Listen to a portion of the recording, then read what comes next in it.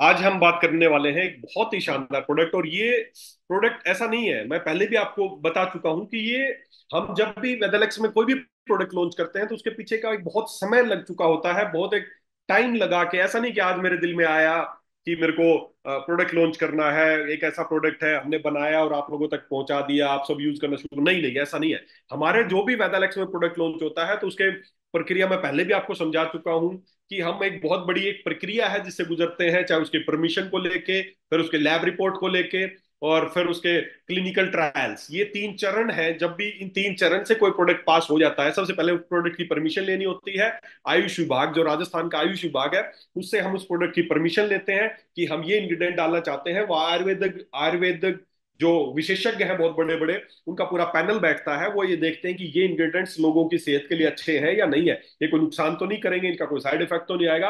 ऐसा कुछ वेरिफिकेशन होने के बाद फिर हम उसकी लैब रिपोर्ट पे जाते हैं कि फिनिश ये प्रोडक्ट बनने के बाद इसके प्रोडक्ट की जो अंदर है, इसके एक्टिव इंग्रेडिएंट्स कितने हैं, ये कोई किसी को नुकसान तो नहीं पहुंचा देगा। फिर उसकी सरकारी जो लैब है उससे लैब रिपोर्ट के साथ हम उसकी लैब रिपोर्ट कराते हैं। और फिर लैब में भी जांच हो गई, प्रोडक्ट की परमिशन भी मिल गई, उसके बाद हम उसके क्लिनिकल ट्रायल पे जाते हैं कि जी प्रोडक्ट के इंग्रेडिएंट भी अच्छे हैं, लैब में भी ओके पास हो गया आपका। 6 महीने तक की रिपोर्ट होती है लैब की, 0 डे, 3 मंथ और 6 मंथ।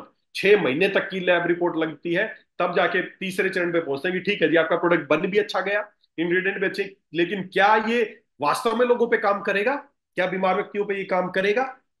फिर उसका क्लिनिकल ट्रायल करना होता है, बहुत सारे पेशेंट हमें सर्च करने होते हैं डॉक्टरों की टीम के साथ। फिर उस प्रोडक्ट को जो लॉन्च करना चाहते हैं, हम उसको डॉक्टर्स को उन मरीजों पे दिया जाता है, उनका लिखा जाता है नाम के साथ, उनकी बीमारी के साथ कि ये बीमारी था, ये प्रोडक्ट दिया, इतने दिनों तक दिया। जब क्लिनिकल ट्रायल 3 महीने तक चलता है, उसमें अगर 80% से ज्यादा सेटिस्फेक्शन आता है पेशेंट्स का, उनकी रिपोर्ट लगानी होती है, तब जाके प्रोडक्ट की अप्रूवल मिलती है कि आप इसको लॉन्च कर सकते हैं। तो आज का जो प्रोडक्ट है वो मेरा मेरा बहुत ही बहुत ही बहुत ही बहुत ही बहुत ज्यादा, जितना मैं कहूँ इससे बहुत ज्यादा मेरा फेवरेट प्रोडक्ट है। मैं बहुत लंबे समय से इस पे मैं सोच रहा था कि ऐसा क्या करें, कैसे बनाएं इसको, क्या इसके बेनिफिट मिलने वाले हैं। तो मैंने जो आयुष विभाग के लिए जो क्लिनिकल ट्रायल किया वो तो किया ही किया है, लेकिन मैंने अपने स्तर पे भी बहुत लंबे समय से अपने स्तर पे भी, पहले मैं मेरा हॉस्पिटल होता था उस समय से मैं इस प्रोडक्ट पे काम कर रहा था कि क्या वास्तव में प्रोडक्ट काम करता है क्या, तो क्या किन किन बीमारियों पे करता है, कैसे ये काम करेगा,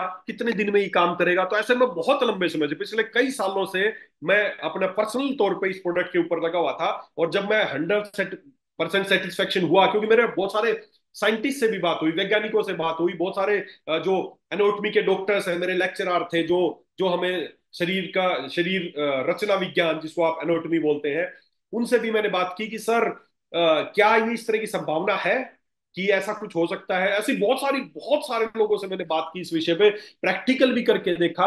और मैं बहुत बहुत ज्यादा मैं उत्साहित हूं इस प्रोडक्ट को लेके कि ये प्रोडक्ट रिवोल्यूशनरी प्रोडक्ट हो सकता है। तो क्या है वो प्रोडक्ट, चलिए उसके बारे में बात करते हैं। देखिए, मैं आपको हमेशा बताता हूं कि आयुर्वेद कोई इलाज करने का नाम नहीं है। आयुर्वेद कोई खाली चिकित्सा पद्धति का नाम नहीं है। आयुर्वेद का किसी से कंपैरिजन नहीं है कि आयुर्वेद अच्छा। कई बार मेरे को लोग बोलते हैं सर आयुर्वेद अच्छा है एलोपैथी, मेरे को बड़ी हंसी आती है। अरे एलोपैथी और आयुर्वेद का कोई कंपैरिजन ही नहीं है, कोई कंपैरिजन नहीं है इनका। वो बिल्कुल अलग चीज है, वो बिल्कुल अलग चीज है। और आयुर्वेद एक बहुत विशाल विशाल चीज है। आयुर्वेद एलोपैथी और ये बाकी चिकित्सा पद्धति तो चिकित्सा पद्धति है, बस बीमारी और इसका इलाज। क्या किसी किसी किसी चिकित्सा पद्धति में बताया गया है कि सुबह कैसे उठना चाहिए, उसके बाद क्या करना चाहिए, क्या खाना चाहिए, क्या पीना चाहिए, कब सोना चाहिए, किस ऋतु में क्या खाना चाहिए, किस दिशा में सिर करके सोना चाहिए, सब कुछ, कैसे कपड़े पहनने चाहिए, कैसे खड़ा होना चाहिए, कैसे बैठना चाहिए, पानी खड़े होकर पीना चाहिए या बैठ के पीना चाहिए, गिलास में पीना चाहिए या लोटे में पीना चाहिए, दूध पीना चाहिए या नहीं पीना चाहिए, पीना चाहिए तो किसका पीना चाहिए, कौन से फल खाने चाहिए। ये इतना वास्ट, ये तो एक जीवन का विज्ञान है आयुर्वेद, इसका किसी से कंपैरिजन नहीं है। आयुर्वेद का उद्देश्य क्या है? आयुर्वेद का विषय है स्वस्थस्य स्वास्थ्य रक्षणम, आतुरस्य विकार परशमनम। आयुर्वेद का उद्देश्य, दो मुख्य उद्देश्य है आयुर्वेद के, उसमें सबसे पहला उद्देश्य है स्वस्थ व्यक्ति को स्वस्थ रखना, स्वस्थस्य स्वास्थ्यम रक्षणम। जो व्यक्ति स्वस्थ है वो स्वस्थ कैसे रहे, पहला उद्देश्य है ये। दूसरा उद्देश्य है आतुरस्य विकार परशमनम, की जो बीमार हो गए उसको भी ठीक करना है। लेकिन पहला टारगेट क्या है? जो स्वस्थ व्यक्ति है उनको स्वस्थ रखना। और हम में से ज्यादातर लोग क्या करते हैं, हम क्या गलती करते हैं? हम एक गलती करते हैं। देखिए, मैं बात कर रहा था, अगर मैं थोड़ी आयुर्वेद और एलोपैथी के बारे में थोड़ी इनकी पद्धति कार्य करने के तरीके में बात करूं तो आयुर्वेद जो है वो सबसे पहला आयुर्वेद का टारगेट होता है प्रिवेंशन, ताकि हम बीमार हो ही ना।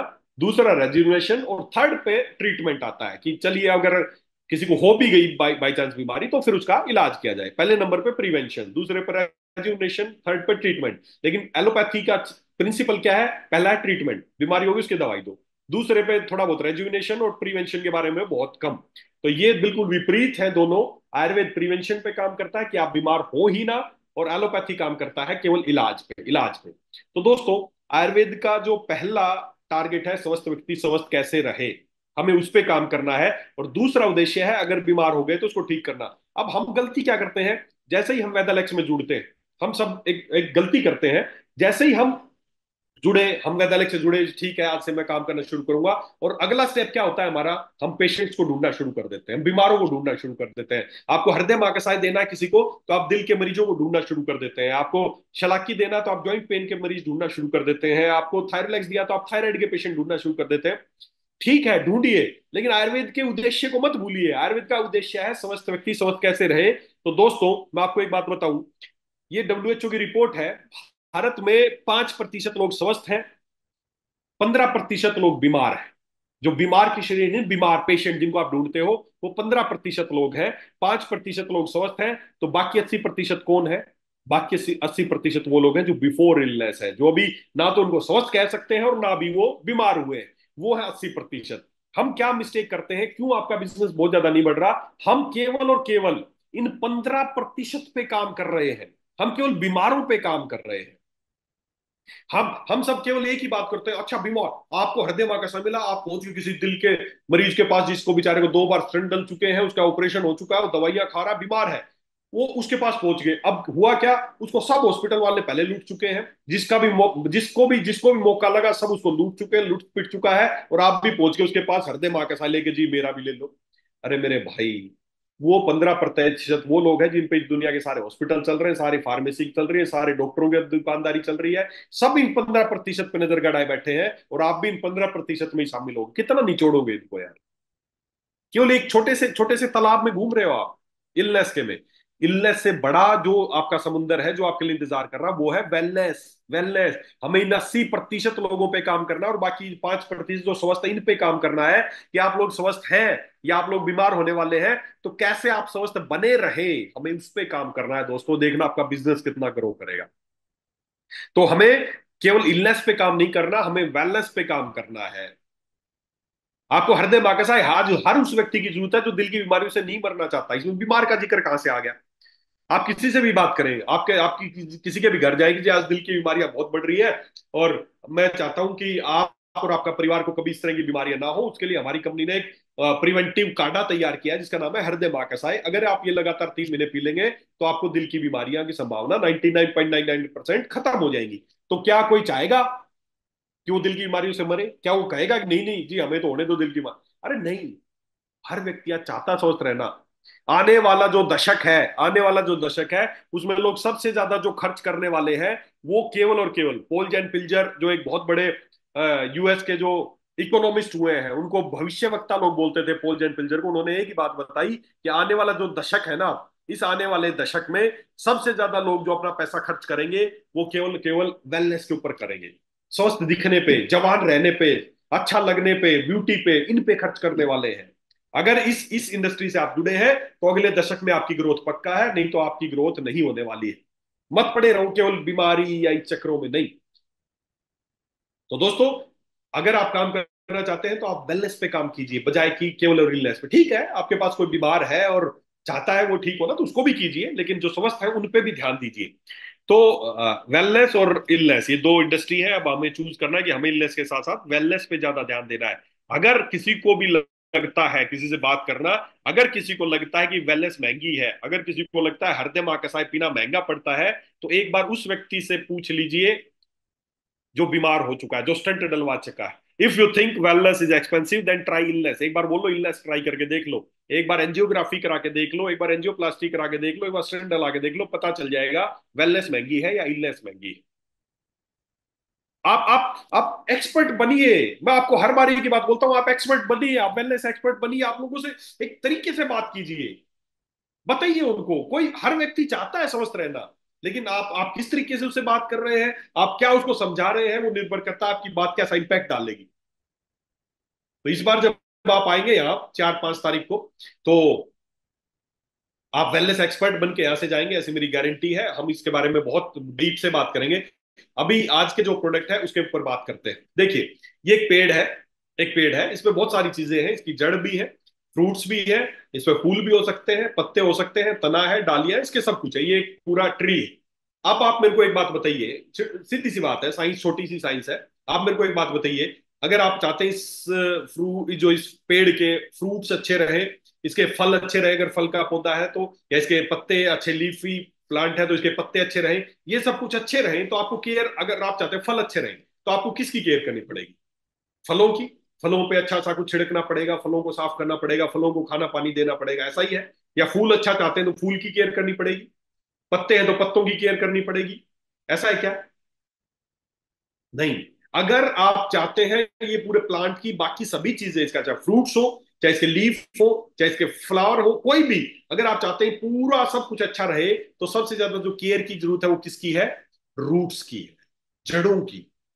अगर आप इसकी जड़ों का केयर करेंगे तो बाकी सारी चीजें बहुत अच्छी हो सकती है। इसके फ्रूट्स भी अच्छे लगेंगे, इस पे इसके फल भी अच्छे लगेंगे, इसके फूल भी अच्छे लगेंगे, फ्लावर्स जो भी हैं इसके, चाहे टहनियां हो, इसके पत्ते हो, कुछ भी हो, सभी बहुत अच्छे होंगे। लेकिन आपको क्या काम करना पड़ेगा? आपको केयर जो करनी पड़ेगी रूट्स की करनी पड़ेगी। आज हम यही सीखने वाले हैं। जैसे किसी भी पेड़ की अगर सब चीजें अच्छी चाहते हो तो उसके रूट्स की केयर करनी पड़ेगी, उसी तरह अगर आप चाहते हो आपके शरीर की सारी चीजें ठीक रहे, आपका ब्रेन अच्छा रहे, आपका हार्ट अच्छा रहे, आपका आपकी आंखें अच्छी रहे, आपका डाइजेस्टिव सिस्टम अच्छा रहे, आपका लीवर अच्छा रहे, तो इन सब के लिए भी आप अपने शरीर की एक रूट है, जड़ है, अगर उसका केयर करेंगे तो ये सारी चीजें अच्छी हो सकती है। बहुत इंपॉर्टेंट चीज है, बड़े ध्यान से समझने की कोशिश करना दोस्तों। जैसे हमारा जो, अब आप सोच रहे होंगे कि हमारी कौन सी जड़ें हैं, हमारी जड़ें क्या पैरों में हमारी जड़ें हैं, या कहाँ पे हमारी जड़ें हैं जिसका हम केयर करें। मैं आपको एक प्रैक्टिकल बात समझाता हूँ। हमें रूट्स का केयर करना है, जड़ों का केयर करना है, जड़ें कहाँ है उसको समझने की कोशिश करना है। देखिए, ये आपका बॉडी स्ट्रक्चर है, ये आपका एब्डोमेन एरिया है। इस एब्डोमेन एरिया में आप सबको पता है, एक हमारा एक शरीर का सेंटर पॉइंट है जिसको बोलते हैं अम्लाइकस, या जिसको बोलते हैं नेवल, या जिसको बोलते हैं नाभि। ये हमारा अम्लाइकल रीजन है, और इसके चारों तरफ लगभग 1.5-2 इंच का जो एरिया है उसको बोलते हैं पेरी अम्लाइकल रीजन। ये इसका जड़, जो हमारे शरीर की जो आयुर्वेद में जड़ मानी गई है वो ये जड़ है। और इसके चारों तरफ का जो एरिया है ये भी इसका जो जड़ का क्षेत्र है। तो ये नाभि और इसके साथ का ये नाभि क्षेत्र, ये हमारे शरीर की जड़ मानी गई है। क्यों मानी गई है आप समझने की कोशिश करना। जब बच्चा माँ के पेट में होता है, समझने की कोशिश करना, जब बच्चा माँ के पेट में होता है, तो माँ से और बच्चे के बीच का कनेक्शन जो है वो कहाँ से होता है? वो इसी नाभि क्षेत्र से होता है। ये एक तरफ माँ की शरीर से जो कनेक्ट है वो प्लेसेंटा है, जो आप बड़ा रेड कलर का पार्ट देख रहे हैं, ये है प्लेसेंटा, जो माँ के एब्डोमेन के अंदर चिपकी रहती है। वहां से खून से सारा ऑक्सीजन सब कुछ ये लेती है, और फिर बीच का एक कनेक्शन है, एक सेतु है जो बच्चे की नाभि से जुड़ा है। और जो भी माँ से जो बच्चे को चाहिए, बच्चे को डेवलप करने के लिए, देखिए ये एक पौधा बन रहा है माँ के पेट के अंदर। तो जो जड़ें हैं वो नाभि क्षेत्र इसकी जड़ है, इस जड़ से ही पोषण पूरे शरीर को मिलता है, और इसी पोषण से ही फिर धीरे धीरे क्या बनता है? दिल बनता है, दिमाग बनता है, लीवर बनता है, हड्डियां बनती है, मांसपेशियां बनती है। ये पूरा जो पौधा बना है ना, वो ये जड़ों से, पोषण से ही बना है। तो एक्चुअल जो जो जड़ है वो हमारे इस नाभि क्षेत्र से होता है। उसको और गहराई से देखें तो ये आप देखें, ये एक अंदर का ऐसा कनेक्शन होता है। ये प्लेसेंटा है, प्लेसेंटा से दो कलर की आपको दिख रहे होंगे, ब्लू कलर और रेड कलर की जो जो नसें हैं, ये यहाँ से कनेक्टेड है। जो प्योर ब्लड लेके आती है, ऑक्सीजनेटेड ब्लड लेके आती है, वो रेड कलर की नसें हैं। और जो डीऑक्सीजनेटेड ब्लड, जो ब्लू कलर का हो गया, गंदा हो गया, वो सारा ब्लू कलर की नसें हैं। तो ये दो कलर की जो आप वेन्स देख पा रहे हैं, वेन्स एंड आर्टरीज, ये कनेक्शन है बच्चे के माँ से। प्लेसेंटा जुड़ता है, उसके बाद माँ के थ्रू बच्चे में ब्लड जो सर्कुलेशन है रेड कलर का, वो ऑक्सीडेटेड जाता है। और आप देख सकते हैं नाभि क्षेत्र से ये प्रवेश करती है, और उसके बाद अंदर का पूरा कनेक्शन है, पूरा जाल बिछा है। आप सोचें, जब बच्चा माँ के पेट में होता है तो उसको जो भी कुछ है, ना तो खा पी रहा है, अंदर मुंह भी चालू नहीं है, नाक भी चालू नहीं है, ऑक्सीजन भी नहीं ले पा रहा, दिल भी काम नहीं, ये सब ये नहीं कर रहा, तो उसको पोषण मिल कहां से रहा, ग्रो कैसे कर रहा, बन कैसे रहा, उसको कहां से कैल्शियम मिल रहा है, कहां से आयरन मिल रहा है, कहां से उसको प्रोटीन मिल रहा है, कहां से उसको ब्रेन के लिए डीएचए ये पे चाहिए, वो सब कहां से मिल रहा है, कहां से उसकी सब विटामिन मिल रहे हैं, कहां से मिल रहा है उसको सब कुछ, उसके नाभि से ही जा रहा है, माँ के थ्रू जा रहा है। तो पूरा अंदर एक कनेक्शन फिट है, पूरा एक अंदर कनेक्शन फिट है, नसों का पूरा एक जाल बिछा हुआ है, जो शरीर के बच्चे के शरीर के सारे अंगों तक कनेक्टेड है, क्योंकि हर अंग को पोषण चाहिए, हर अंग को न्यूट्रिशन चाहिए, और वो जा कहाँ रहा है, से रहा है, नाभि से जा रहा है। तो यहीं से रेड कलर की जो ब्लड की जो नलिकाएं देख रहे हैं, इसके थ्रू पूरा हार्ट भी, चाहे लंग्स भी, ब्रेन भी, लीवर भी, उसके सारे पूरी बॉडी का जो नसों का स्ट्रक्चर है वो यहाँ से जुड़ा हुआ है, और यहीं से सारे अंगों तक पोषण पहुंचता है। और वापिस इन सारे अंगों से डीऑक्सीनेटेड ब्लड, जो यूज्ड ब्लड हो गया, जिसमें कार्बन डाइऑक्साइड भर गई, ऑक्सीजन निकल चुकी है, उसमें वेस्ट मटेरियल आ गया, वो सारा वापिस यहीं से बाहर निकलता है, और वो वापिस मदर के उस सिस्टम में चला जाता है। तो ये है अंदर का सर्कुलेटरी सिस्टम। प्लेसेंटा से इस तरह करके ब्लड अंदर जाता है, और बच्चे के, चाहे वो किडनी हो, चाहे बच्चों का लीवर हो, चाहे बच्चों का हार्ट हो, बच्चों के फेफड़े हो, बच्चों की कोई भी चीज हो, वहां तक ये पूरा कनेक्शन जमा हुआ है। अब होता क्या है, जैसे ही बच्चा पूरा डेवलप हो गया, उसका ब्रेन बन गया, उसका लीवर बन गया, उसकी आंखें बन गई, उसका हार्ट बन गया, सब कुछ बन गया, बच्चा पैदा हुआ, और जैसे पैदा हुआ तो माँ से उसका कनेक्शन कट कर दिया जाता है, अम्लाइकल कोड को काट दिया जाता है, और फिर जिंदगी भर जो ये जो नेवल है, जो नाभि है, ये बस एक निशान बन के रह जाता है। क्यों रह जाता है? क्योंकि इसके बारे में कभी आपको बताया नहीं गया कि ये कितनी इंपॉर्टेंट चीज है। जो पौधा बन गया उसके बारे में बताया गया, दिमाग का ध्यान रखना है, आपको बताया गया है क्यों जरूरी है दिमाग, इसके लिए बताया गया है। आपको लीवर के बारे में बताया गया है कि लीवर क्यों जरूरी है, उसका कैसे ध्यान रखना आपको समझाया गया है। आपको हार्ट के बारे में समझाया गया है, आपको किडनी के बारे में समझाया गया है, आपको हड्डियों के बारे में समझाया गया है, सब समझाते हैं। दिल का दिमाग, दिल का ख्याल रखो, दिमाग का ख्याल रखो, सबका, ये पौधे के ऊपरी चीजों का सबको ख्याल रखना सिखाया गया है, लेकिन इस जड़ के बारे में किसी को नॉलेज नहीं दी गई है, इसके बारे में नहीं बताया गया है। दोस्तों यहीं से, अब बच्चा पैदा हो गया तो इसका मतलब ये नहीं है बाहर से आपने कनेक्शन काटा, अंदर जो नाड़ियों का जो जाल था, जिसका सारा कनेक्शन नाभि से था, वो अभी भी अंदर ऐसा ही है, वो अभी भी अंदर ऐसा ही है, पूरा स्ट्रक्चर अंदर बिछा हुआ है, और कनेक्शन नाभि में है, और बस बाहर से हमने कट कर दिया है। अब बस जिंदगी भर बस उसको एक ही बात बताई गई है कि ये आपकी नाभि है, ये आपकी नेवल है, ये अम्लाइकस है, और कुछ नहीं है, इसका कोई क्या रोल है, इसके बारे में किसी को नहीं बताया गया।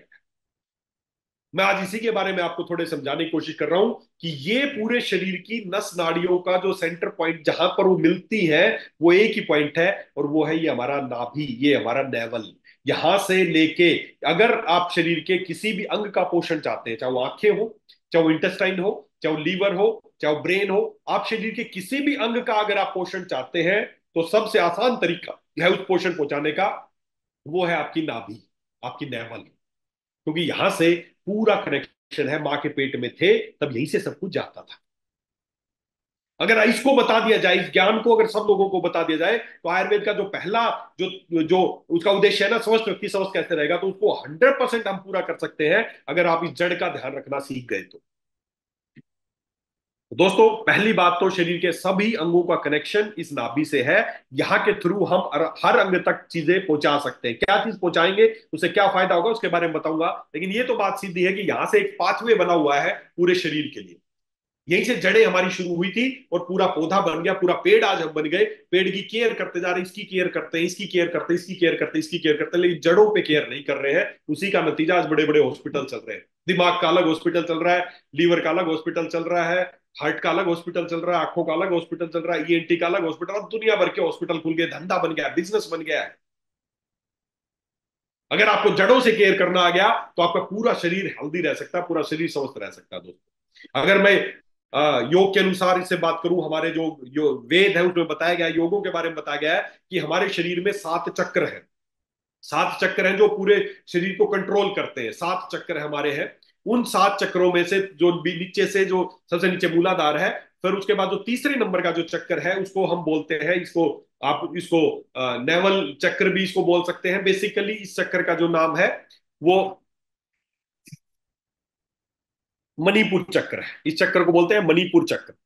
जिसको नाभि चक्र भी बोल सकते हैं, इसको सोलर प्लेक्सिस भी बोल सकते हैं, सोलर चक्र भी इसको बोलते हैं। और ये चक्र सबसे इंपॉर्टेंट चक्र है। The navel chakra also known as the Manipur chakra is a third primary energy centre in the human body. ये आप नोटिस करना, ये आपके ये जो चक्र है ना, आयुर्वेद में ये बताया गया है कि आपके इमोशन को कंट्रोल करता है, ये आपके वाइटलिटी, आपके आपके आपके रिस्पॉन्स। आप नोटिस करना कि आप अचानक बैठे हैं और कोई आप पे एकदम हमला कर दे, अचानक कोई चाकू लेके आ जाए, तो एकदम सबसे पहले मूवमेंट आपको कहाँ फील होगी? आपकी नाभि में। आप एक बड़े से झूले पे बैठे हैं, बड़े से झूले पे बैठे हैं, एकदम झूला नीचे आता है, तो सबसे पहले आपको कहाँ फील होता है? नाभि में फील होता है। आप अचानक डरते हैं, आपको अचानक कोई टेंशन की बात हो गई, अचानक कोई एकदम घर में कुछ हो गया, सबसे पहले अंदर गुड़गुड़ाहट, काम महसूस होते हैं, इसी चक्कर पे फील करते हैं। ये आपके इमोशन को कंट्रोल करने वाला है। हमेशा सबसे पहले जब भी एरोप्लेन में बैठे होंगे ना, एरोप्लेन एकदम नीचे आता है तो एकदम यहाँ पे एकदम ऐसा होता है कि पता नहीं क्या निकले, जान निकल गई, यहाँ पे हाथ लगाते हैं आप। ये आपका बहुत, ये आपकी जड़ें हैं, समझो इस चीज को। सबसे पहले फील यहीं पे होता है। ये आपके इमोशन को कंट्रोल करता है। ये जो मणिपुर चक्कर है, ये आपके इमोशन को कंट्रोल करता है, आपकी भावनाओं को कंट्रोल करता है, आपका आपके एनर्जी लाता है, आपके अंदर वाइटलिटी लाता है, आपके मोटिवेशन, जो कुछ सब कुछ है वो ये चक्कर ही कंट्रोल करता है। और इसको ही हमने निर्जीव समझ के छोड़ रखा है। हम इस चक्कर का बिल्कुल ध्यान नहीं दे रहे हैं। ये आपको, अगर आप चाहते हैं आप एनर्जेटिक रहें, आप मोटिवेटेड रहें, आप आपके आपकी जो प्राण शक्ति है वो बढ़ी रहे, तो हमें जो हमारा मणिपुर चक्कर है इसको स्ट्रोंग रखना जरूरी है। तो चाहे आप योग के अनुसार माने मणिपुर चक्कर को स्ट्रोंग करें, या आप मैंने जो बताया कि हमारे पूरे शरीर की नस नाड़ियों का जो जाल है वो यहाँ से कनेक्टेड है, ये हमारी जड़ें हैं। अगर अगर मैं 100% दावे के साथ कह सकता हूं, अगर आप इस चक्र का या इस केंद्र बिंदु का ध्यान रखना सीख गए, तो जिंदगी में आप कभी बीमार नहीं पड़ेंगे। और बीमार नहीं पड़ेंगे तो किसी तरह की दवाइयों की या किसी तरह के हॉस्पिटल्स की आपको जरूरत पड़ने वाली नहीं है। तो ये हमारा चक्र है जो हमें एनर्जी देता है। इसको सोलर प्लेक्सिस भी बोलते हैं। जैसे सूर्य, इसको इसकी तुलना, बहुत बड़ी तुलना की गई है। अगर मैं जो ग्रह विज्ञान है, ग्रहों के बारे में बताते हैं, अगर उनके बारे में बात करूं तो उन्होंने बताया जिस तरह सूर्य सेंटर है, सारे ग्रह इसका चक्कर काटते हैं, उसी तरह जो नाभि चक्र है इसको सेंटर माना गया है, और बाकी सारे इसको इसको इसको फॉलो करते हैं। तो इसको सोलर प्लेक्सिस भी इसको बोला। ये शक्ति देने वाला, एनर्जी देने वाला ये हमारा केंद्र बिंदु है। तो इसका ध्यान रखना हमें सीखना है। अब ध्यान रखना है तो कैसे रखना है उसके बारे में बात करते हैं। इसको आयुर्वेद में इसको अग्नि का स्थान माना है, कि हमारी जो नेवल है वो अग्नि का स्थान है। जो भी हमारी डाइजेशन से संबंधित चीजें हैं ये उसको कंट्रोल करता है, यहीं पर अग्नि है।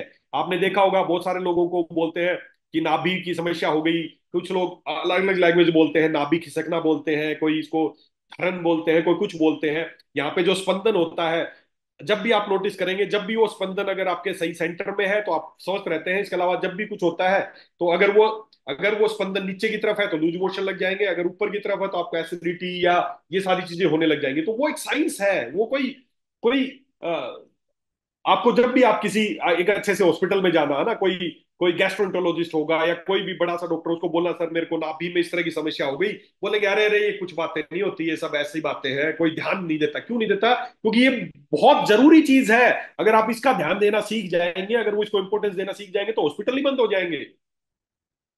लेकिन हमें ध्यान देना है। हमें, हमारी ये कहीं सुनी बातें नहीं है। हमारे आयुर्वेद ग्रंथ बोलते हैं, चरक संहिता बोलती है, मेरे पीछे बुक्स रखी है, सारी बुक्स, ये सारी बुक्स चिल्ला चिल्ला के बोल रही कि ये हमारे शरीर का केंद्र बिंदु है और इसको ध्यान रखना जरूरी है।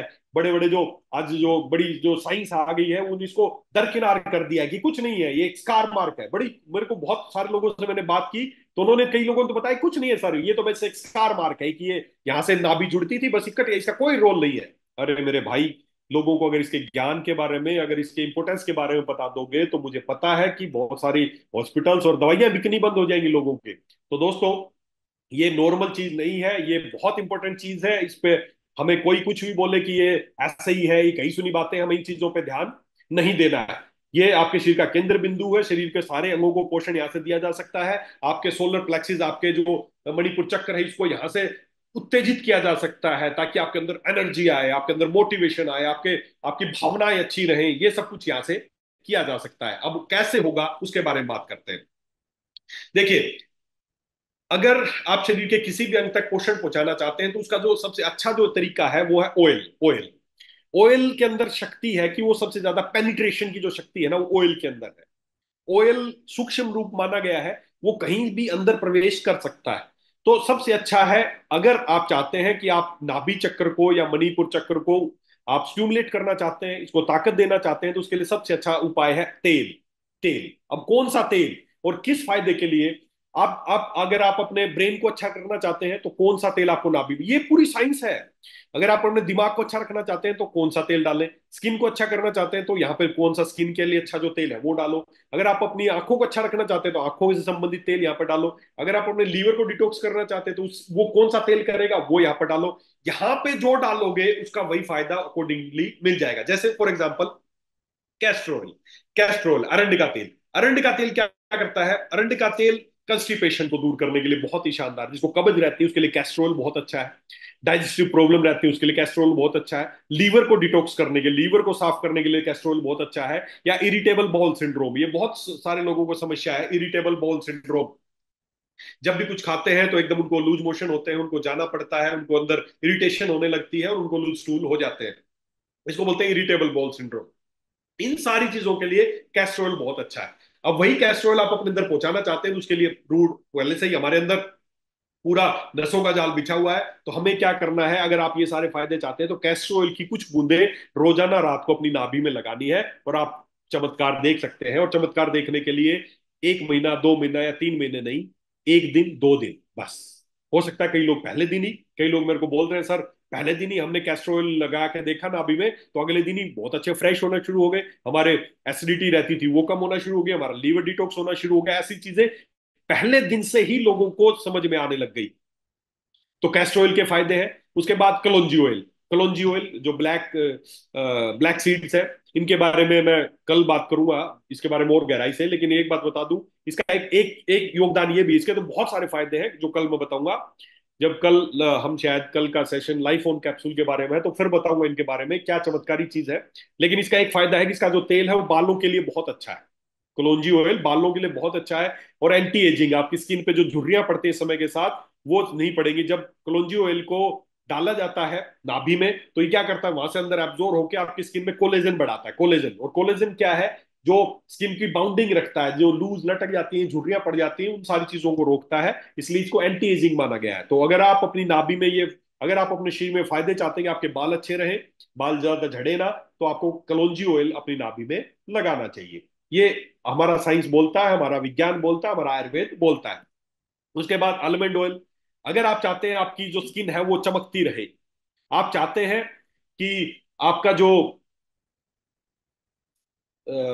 स्किन आपकी ग्लो करती रहे, इसके अलावा अगर आप चाहते हैं कि आपके जो लिप्स हैं, जो आपके होठ हैं, ये हमेशा अच्छे रहें, कभी भी इनमें फटे ना, या दरारें ना आए, या काले ना पड़े, ऐसी कोई भी चीजें, आप अपने लिप्स को अच्छा रखना चाहते हैं, स्किन को आपके फेस को ग्लो करना चाहते हैं, स्किन शाइनी स्किन चाहते हैं, अगर ये सारी चीज चाहते हैं तो आपको अपनी नाभि में आलमंड ऑयल लगाना चाहिए।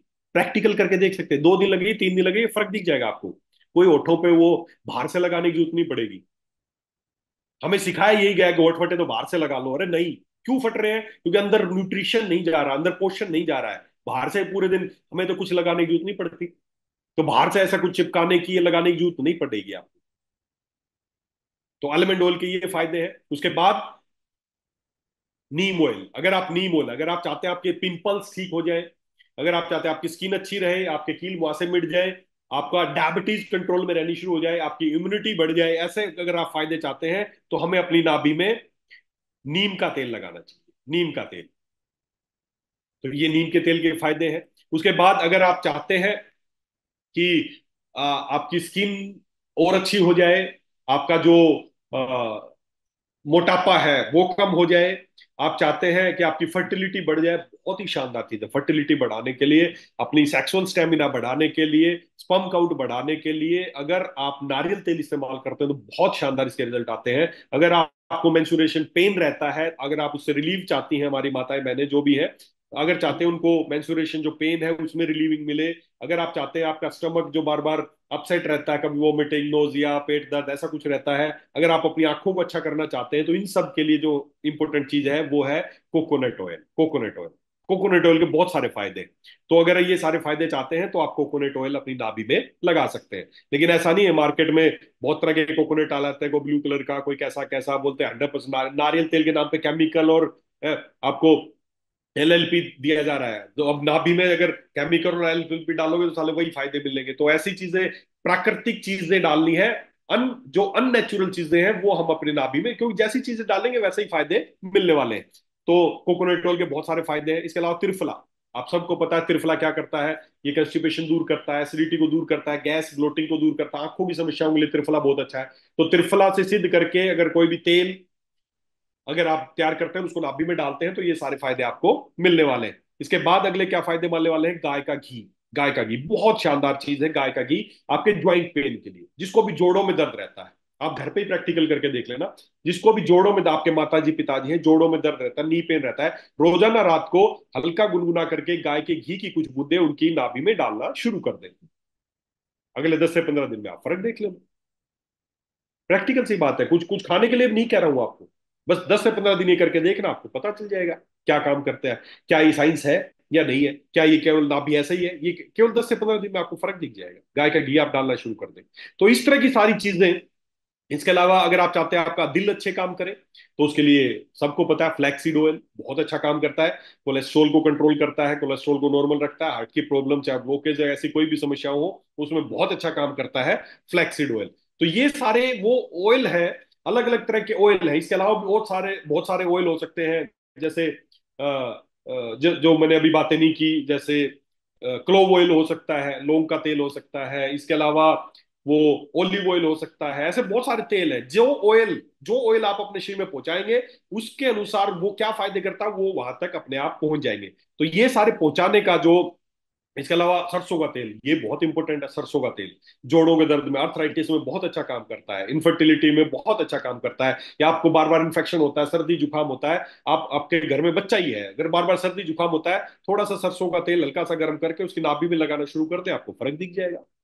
ये ऐसी चीजें हैं जो जो भुला दी गई हैं, जिनके बारे में बताया गया अरे ये तो अनलॉजिकल बातें हैं, अरे ये ऐसे, ताकि लोग भूल जाएं, इन पे विश्वास ना करें और हॉस्पिटल चल निकले। बहुत इंपॉर्टेंट बातें हैं ये। पुराने समय में हमारी दादी नानी जब भी बच्चे के पेट में दर्द होता, थोड़ी सी हींग हींग को पानी में करके नाभि में लगा देती थी, 10 मिनट में पेट दर्द ठीक हो जाता था। बताओ कैसे ठीक होता था वो? साइंस है ये, विज्ञान है ये कोई वो अनलॉजिकल बातें नहीं है। पेट में अभी भी किसी को पेट में दर्द होता है, थोड़ा सा हींग लेना, घर में सबके मसाले में हींग मिलता है, थोड़ा सा हींग को पानी में घोल के और बच्चे के नाभि में लगा देना, देखना 5 मिनट में शांत हो जाएगा, बच्चा रो रहा है तो। तो जो चीजें आप चाहते हैं आपके शरीर में फायदे मिले, तो उसके लिए बहुत अच्छा सोर्स है कि आपकी नाभि यहाँ पे जो इस्तेमाल करेंगे। इसके अलावा जो सारे मैंने बता ही दिया। इसके अलावा बहुत सारे लोग तो और भी चीजें इस्तेमाल करते हैं, चाहे वो अल्कोहल हो। बहुत शानदार, किसी को बहुत सारी सर्दी जुकाम हो रहा है, थोड़ा सा अल्कोहल है तो उसकी नाभि में लगाते हैं तो सर्दी जुकाम और वो तुरंत ठीक हो जाता है। ऐसी बहुत सारी चीजें लोग इस्तेमाल करते हैं। Mustard oil, almond oil, lemon grass oil, alcohol, coconut oil, neem oil, जो जो आप चाहते हैं, जिस चीज के फायदे आप चाहते हैं, वही आप अगर आप अपनी नाभि में लगाएंगे तो वो सारे फायदे आपको मिलने वाले हैं। अब आपको क्या चाहिए? आपको अपनी स्किन अच्छी चाहिए, आपको बाल अच्छे चाहिए, आपको हार्ट अच्छा चाहिए, आपको ज्वाइंट्स अच्छे चाहिए, आपको फर्टिलिटी बढ़ानी है, आपको अपने लिप्स अच्छे चाहिए, आपको आपको जो भी फायदे चाहते हैं, अगर आप ये सारे फायदे चाहते हैं तो इसके अनुसार जो जो तेल मैंने बताए वो डालना आप शुरू कर दें। अब आप बोलोगे सर इतने सारे तेल कौन सा सरसों का डालें, ये डालें वो डालें, सारे फायदे चाहिए। स्किन भी अच्छी चाहिए, आंखें भी अच्छी चाहिए, बाल भी अच्छे चाहिए, लीवर भी अच्छा चाहिए, सब कुछ अच्छा चाहिए। तो उसके लिए एक बहुत ही अच्छा सा सोल्यूशन हमने आपके लिए किया है। ये सभी तरह के तेल जिनके बारे में अभी मैंने बातें की, सभी लगभग 12 तरह के तेलों को मिला के हमने एक ये शानदार प्रोडक्ट आपके लिए तैयार किया है, जिसका नाम है नाभि अमृतम। नाभि अमृतम, वास्तव में इसका नाम ही है ना, जैसा अमृतम, ये अमृत है। इसके नीचे साफ लिखा है नाभि अमृतम नेवल ऑयल है, केयर फ्रॉम द रूट्स, जड़ों से देखभाल। अगर आप चाहते हैं आपका पूरा शरीर ठीक रहे तो उसकी जड़ों को पोषण देना शुरू कर दे, और जड़ कहां है? नाभि में। बस आज के बाद से पढ़ ले लो, रात को सोऊंगा तो मैं अपने डेली की जो हमारी जो पूरे शरीर को पोषण देने के लिए हमारी जड़ों का केयर जरूर करूंगा। और उसके लिए क्या करना है? बस ये नाभि ऑयल लेना है। इसको आपको अंदर, इसके अंदर एक लीफलेट भी है जिसमें आप इसके बारे में हिंदी इंग्लिश में पढ़ सकते हैं, काफी चीजें मैंने इसमें लिखी हैं। और उसके बाद जो नाभि ऑयल है ये आपको लेना है। आप इन दिनों में वैसे भी डाल सकते हैं, डायरेक्ट डाल सकते हैं, या फिर अब आगे सर्दियों का मौसम आएगा या अभी भी आप एक कटोरी में गर्म पानी लें और उसमें इसको 5 मिनट के लिए रख दें। या कि हल्का गुनगुना हो जाएगा, तो इसके एब्जॉर्प्शन जो शक्ति है वो बढ़ जाएगी, ये ज्यादा एब्जॉर्ब होगा, ज्यादा फायदे आपको करने वाला है। तो ये नाभि अमृतम है, इसको हल्के।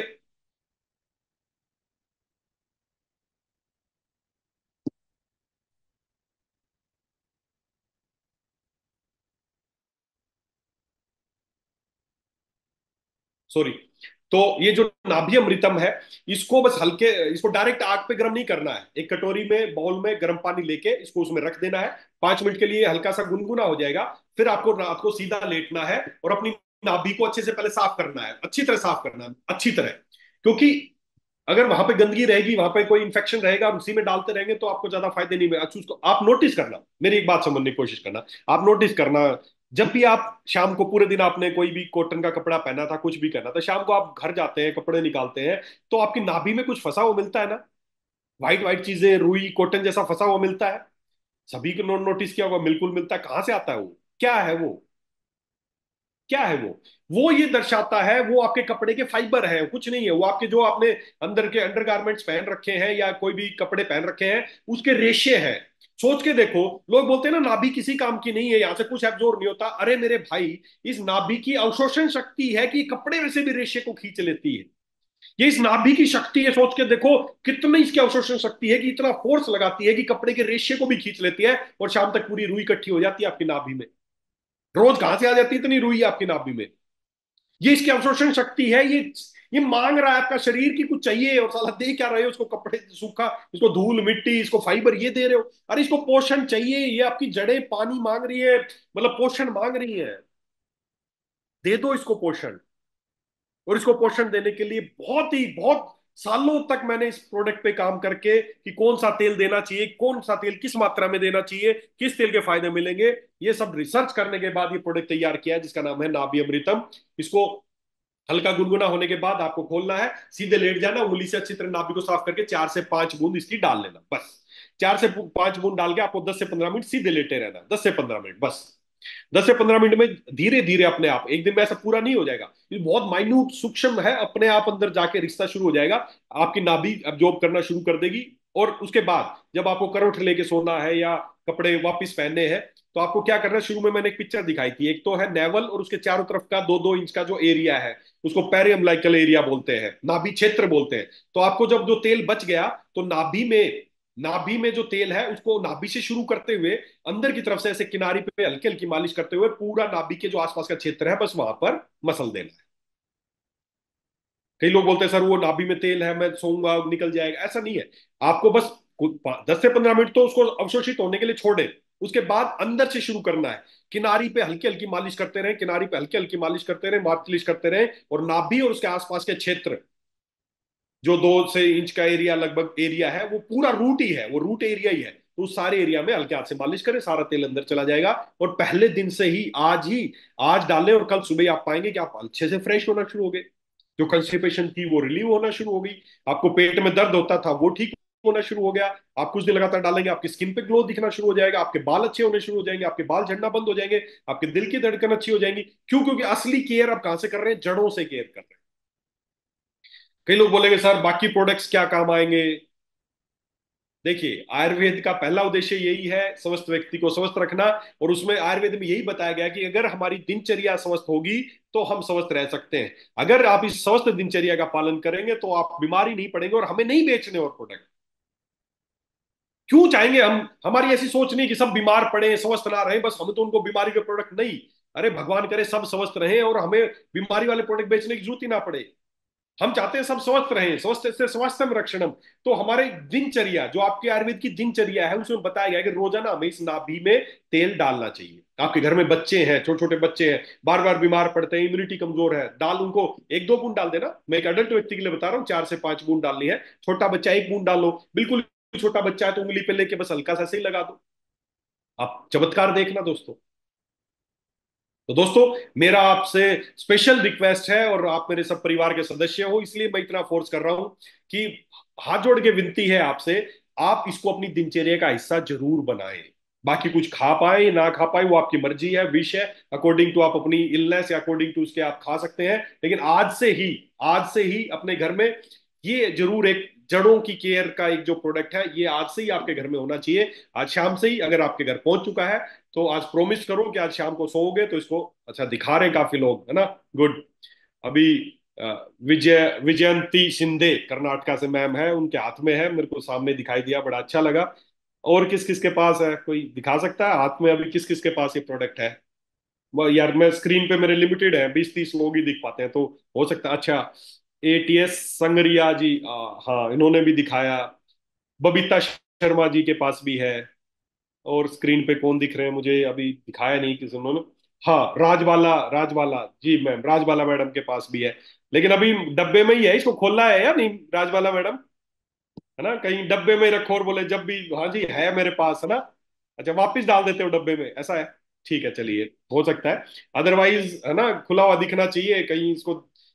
ऐसे दिखाओ खोल के कि खुला भी है या अभी सील बंदी है ना। और अच्छा, हाँ कई लोगों ने दिखाया अभी। इकबाल खेरा जी, इकबाल खेरा मैम है, उन दिखाया। रोशन सिंह जी ने, जी जी, रोशन सिंह जी सर ने सही दिखाया, है ना, रोज यूज कर रहे हैं, बहुत बढ़िया। अच्छा, जिसने दिखा, जो यूज जिसके हाथ में है और उसको अच्छा लगा तो साथ में दिखा दो, क्योंकि चैट बंद है, मैं सबकी बात नहीं सुन पाऊंगा। अगर अच्छा कुछ अच्छा रिस्पॉन्स आ रहा है तो ऐसे करके दिखाएं, और नहीं आ रहा तो मत दिखाओ, कुछ और ट्राई कर कर सकते हैं अपन, है ना। साथ ही साथ मुस्तकीम जी, मुस्तकीम जी है ना, कटियार से हैं मुस्तकीम जी। यूज कर रहे हो मुस्तकीम जी? यूज किया है पर्सनली? बस ऐसे ही इशारों से बता दो, और अगर अच्छा है तो अच्छा है, चलिए बहुत बढ़िया। उसके अलावा और किसी ने दिखाया है अभी प्रोडक्ट?